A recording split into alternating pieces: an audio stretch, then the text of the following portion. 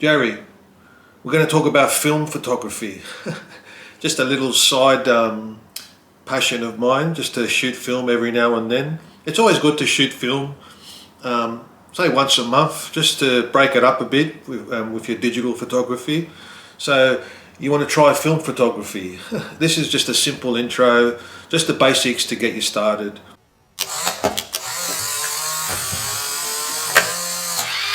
So film comes in all sorts and sizes, but the main accessible and easy way really is to get started in film is to use the 35mm negative, like that, these ones, the 35mm, that size there. So 35mm film usually comes in rolls of 24 frames or 36 frames. Hey Jerry, I like the 24 frames because I can't get through 36.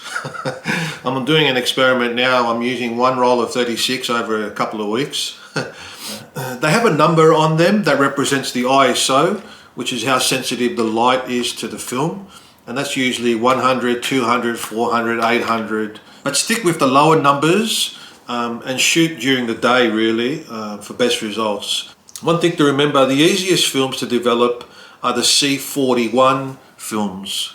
The normal Kodak Gold, Fujifilm, Color, all those ones, they're C41s, but every now and then you will see like the black and white, the HP5, all those ones, they're not C41. So the C41s can be processed in those automated machines, that, you know, like the 1 hour machine, you know, the 1 hour chemist, where you go down and they develop it overnight. Good luck trying to find a chemist that does it in 1 hour. They actually believe that any idiot that attends a 2-day seminar can master the art of making beautiful prints in less than an hour. But of course, like most things, there's far more to it than meets the eye. Ilford black and white one, and a lot of the other films, the more exotic, I call them exotic films, you know, in the sense that they're not the average run-of-the-day mill type film that mum and dad used. They're the ones that they need to go to like a proper camera store shop that actually does it. If you're buying it on eBay, just make sure it's C41 film, and that way you know definitely that the local guy, the local camera store with the big, you know, the everyday shops can process it. There's also positive film, or they call it slide film. So just remember, be careful when, if you do buy it, don't get the slide film because that's a bit more advanced and it's harder to process as well. What I'm saying, remember that, Jerry, remember those days, you know, sitting around with the family, waiting for dad to figure out how the bloody slide machine worked? That's what those were. Those were filmed in those slide film, which is a positive, not a negative. So when you develop it, what you see on the film is a positive of it, not the negative. If you know, that's why they call it bloody positive film, Jerry. You don't care. Hey Jerry, you don't care, Jerry. Actually, I read that the positive film had like a lower dynamic range, so it's actually harder to shoot with that type of film if you're beginning. So I've never done it, so I don't even know where to buy it.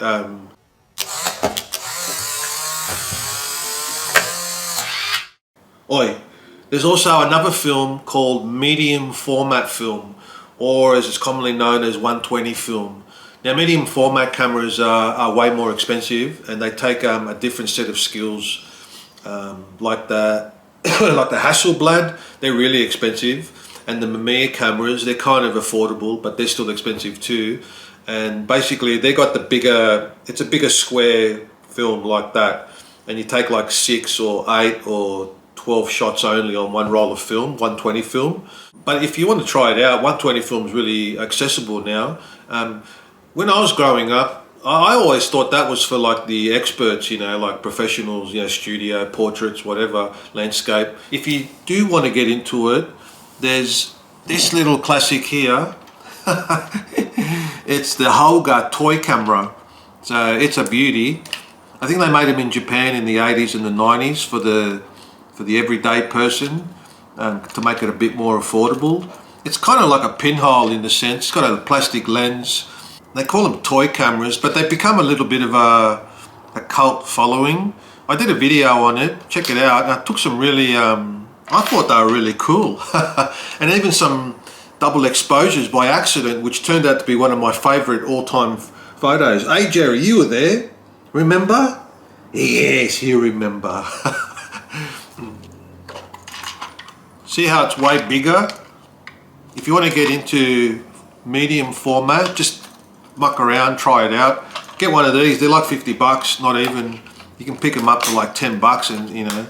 So that's the normal 35mm size, and then that's the medium format size. So you can see the difference. Now if you're really ambitious and you want to keep on doing medium format, obviously get yourself a Hasselblad and mortgage the house. Try out these twin reflexes. Now this is full on. This is like going back to the 40s, 50s, you know, like the you look down on the prisms. This one's very accessible.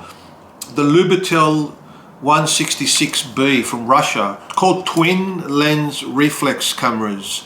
And what happens is you look through there and that's the lens. You remember in the old days where people would look down? How the hell do you open this? Jerry, how do you open it? I can't remember. I did a whole video on this. And Jerry. Oh, sugar. Oi. He got scared. Jerry got scared. And then you look through there and everything's back to front, left to right. So when I'm looking down, that's left and that's right. So you don't know what the hell's going on. Jerry, you see the whole Lubitel. Yes, the Lubitel, Jerry. It's very primitive. This is how you do the shutter. Cock the shutter up. Oops. So like I said, it's a bit of a novelty. Now the easiest cameras are the point and shoot cameras from the 80s and the 90s. So examples are what I've got, what I had was, I started with the Olympus. This was my first camera, kind of point and shoot that I took overseas, Europe. Really compact, really sexy cameras actually. The Olympus MJU, quite a collectible now, very expensive actually. If you can find one of these at the thrift store, at the op shop, bargain. Really clamshell type, automatic, put the film in, just put it there, close it and it automatically loads up. That's the beauty of these 80s and 90s point and shoot kind of Instamatic photo cameras. They're the most accessible cameras you can get. So because they're so easy. My sister had one, it's quite expensive this one. This was the Canon, Jerry, what does that say? The Sure Shot 105 Zoom. She's a beauty, eh Jerry? This was my sister's, and I remember she got it duty free. Remember duty free? Everyone used to buy things duty free, and we still have the receipt. My God, downtown duty free. $223, 1998. There you go. So what's that in today's money? I don't know, you'd have to get the equivalent. And it's a really nice compact camera. Another easy point and shoot with a really good zoom on it. A lot of the 90s point and shoot cameras, Jerry, took these batteries here. CR123A. So that's why they're really good, because they're easy, point, shoot, and the batteries are still, they still make them. So yeah, that's the 80s and the 90s point and shoot cameras. So I recommend you try them first, because that'll be easy, and you're going to get the photos are going to come back and they're going to be good because it's all automatic. So they all come with stuck-on lenses. You know, there's no detachable lenses. What you get, the lens they give you is what you have, and autofocus is there too. There's so many on the second-hand market. You're bound to pick one up for like 10 bucks or whatever. But there are, I call it the Kardashian effect. There are some of out there. They're like it's just complete bullshit.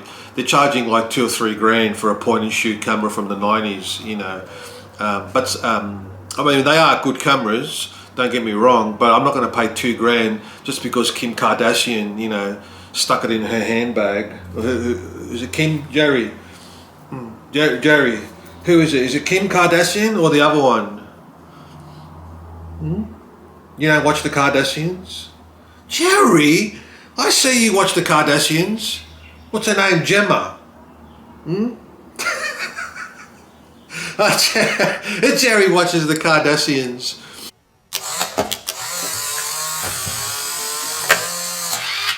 Okay, so if you want to go back a few more decades, is where I am more comfortable with, which I like anyway, is these classics here.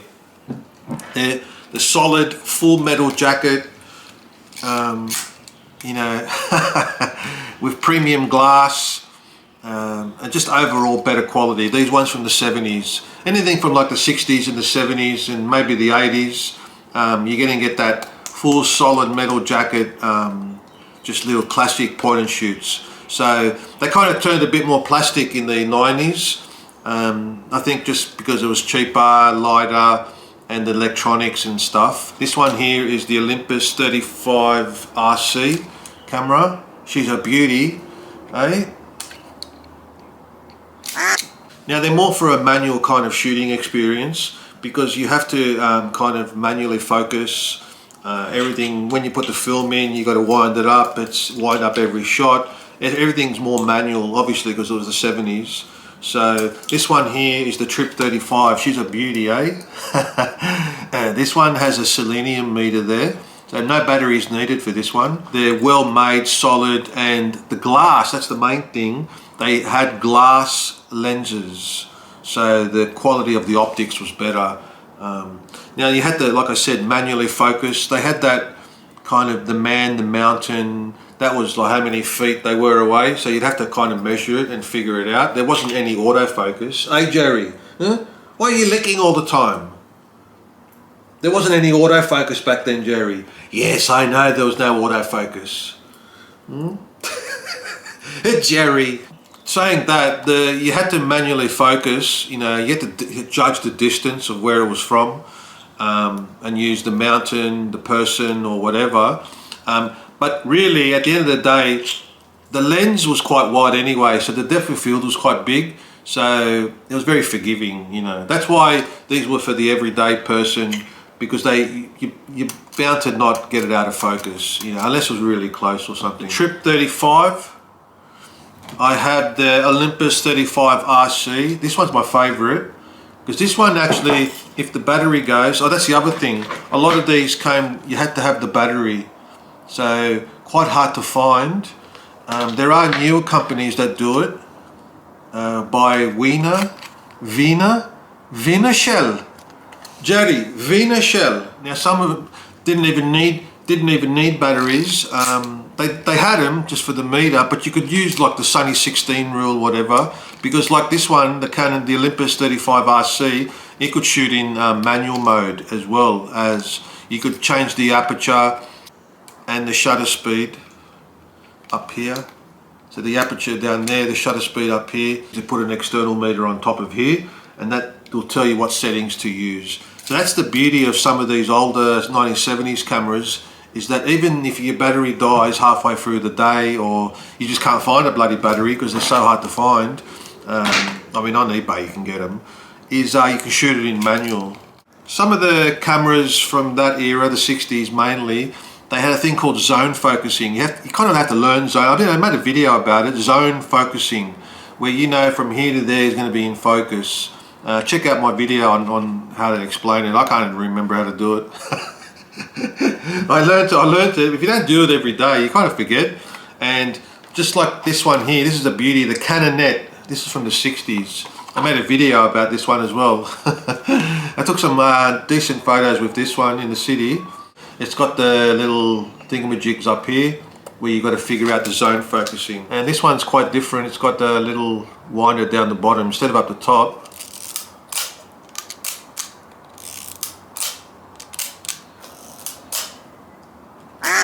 No, she doesn't care.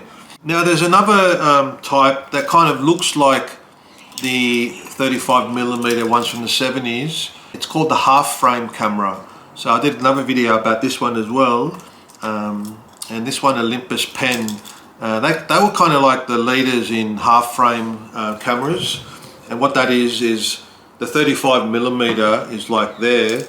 It would only take half the shot. You see only half of it there. So that's if you do see cameras at the op shop, check out first. It could be a half frame camera, so that's one thing to look out for. They're pretty rare. I mean, most cameras are just the normal ones like these. But yeah, you might get a half frame. Buy one, they're fun. They'll still develop it the same as any other cam film. It's just that you'll get half the shot. So your portraits are like that, and your landscapes like that, your portraits like that. It's by the 4:3 ratio. These half frames, they're making new ones now as well. Kind of like toy ones. They're quite little retro little things. People are getting into them again because film's so bloody expensive. Now there's another type of film called Polaroid film. Check this out. It's a retro classic. My dad's one's from the 70s. And this, how does this open? God. This used to take big cartridges like that. Now, don't get, you know what Polaroid is. The Polaroid, you take a click and the paper and it develops. They're making these again now, so if you're ever going to get one of these, get yourself the newer ones. Don't buy one from the 70s because I don't think you'll be able to find the film anymore. The newer ones, the Polaroid, I don't know, I haven't really researched it. They're making them as well. And I think there's Fujifilm Instamax and all that. That's kind of similar, where it spits out the film and it develops it there and then. Polaroid. Let's move on to the SLR, single lens reflex and rangefinder cameras. So like these ones. These are the main ones, cameras that most people like to shoot with. Similar to your DSLR, digital SLR. They come with mirrors so you see the world. So when you're actually looking through it, your viewfinder, just like a DSLR too, not the mirrorless, you're actually looking through a mirror, and what you see is what you see through the mirror. You know, the ones from the 40s, the 50s, 60s, 70s, up until around the 1990s, you had to manually focus, and a lot of it was more mechanical. They were more well built, like this Canon AE1-Program mode. But when you got into the 90s, probably the best thing to get yourself your first one would be the ones from the 90s. They became more plastic, like this Canon EOS 500. So it's a good camera, it's pretty flimsy, but you can pick them up for like 50, 60 bucks. The ones from the 90s, they're starting to become a bit more expensive now because the ones from the 70s are so expensive. So now everyone's buying the ones from the 90s. They had autofocus, load the film, it would automatically load up by itself. It had all these other features here, portrait and landscape to help the novice camera. So that's why I reckon I like this one to start off with, because it was really easy. I just put it in program mode and and went for it. I made a video about this ages ago. I haven't taken it out since, so I should really. This one's complete plastic, but it probably takes better photos because it's newer and the electronics are better, you know what I mean? So just because it's plastic doesn't mean it's shit. I think mainly it's the glass, really. Everything comes down to the glass with film. Because at the end of the day, the film is the film. It's the sensor is the sensor. That's the sensor. So it's really the glass that matters, I think. Hey Jerry, what do you think? Or am I just talking out of my ass? So SLRs are the ones with the mirror in the middle. So usually the viewfinder's in the middle. And the mirror flips up. And then you've got your rangefinders, which I don't have one. And they have the viewfinder on the left-hand side. So, and they use these intricate, like, you know, mirrors that go like that. I don't know. So, and the way to focus with them is it kind of superimposes thing over the overlay of the screen, and then when they kind of line up, that's when it's in focus. They're the rangefinders. They're a bit more compact, and I think like Leica type, you know, really expensive ones. But a lot of companies make the rangefinders. But if you want more compact, kind of everyday street photography type scenario, get yourself a rangefinder. Now the main thing with these professional cameras is that you could change the lens. This is my Olympus OM1, the original. She's a beauty, eh? Check that out. I love the sound.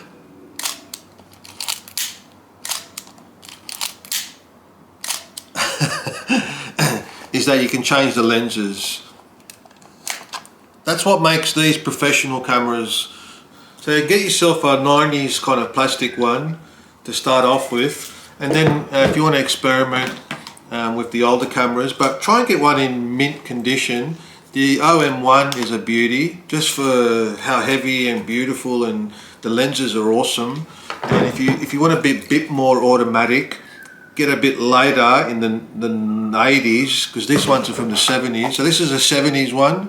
Get one from the 80s, the Canon AE1. Get the program one, because that's got program on it. And then more electronic is the one from the 90s. So 70s, 80s, 90s. I think they're still making one. So you can still get brand new cameras actually that take film. Nikon, I can't remember, F6 or something like that. So yeah, if you want to get like brand new, you know, you don't want to risk buying an old camera. You can still get one brand new, but they're expensive though. Yeah, Jerry, am I being a bit harsh on the Kardashians? Yes, I know you like the Kardashians, Jerry. You might be thinking, why the hell do you want to shoot film? I've moved on from that. It's just a little bit of a hobby thing. It's good for collecting, if you like collecting stuff. Kind of used to be kind of an affordable thing, or it's like a little bit of a treasure hunt, you know what I mean? Seeing what you can find at the op shop, thrift store, or online if you can bag yourself a bargain. The good thing is you're getting like things that cost like a fortune in the 70s and 80s for like bargain prices now, compared to, you know, especially with those 90s cameras, you know, they were quite expensive back then, but now $100 and film's film, you know what I mean? It's going to turn out just as good as from if you're using a $10,000 camera or a $900 camera. You know, I think they say, they say printing is the great equalizer. I reckon film is the great equalizer. It's about $1 per shot, something like that, unless you buy in bulk. It's just the whole fun experience of it. So if there's any young people watching, there's no young people watching. That's what film's all about. For the rest of you, you're probably going, Rob, I already know all this. Anyway, it's just a good excuse to show off all my film cameras. I've got to come up with some excuse. So that's my little intro to film. Anyway, thanks for watching. I'll catch you on the next one. Gary, you want to go for a walk? Oi, you want to go for a walk? Yeah, let's go.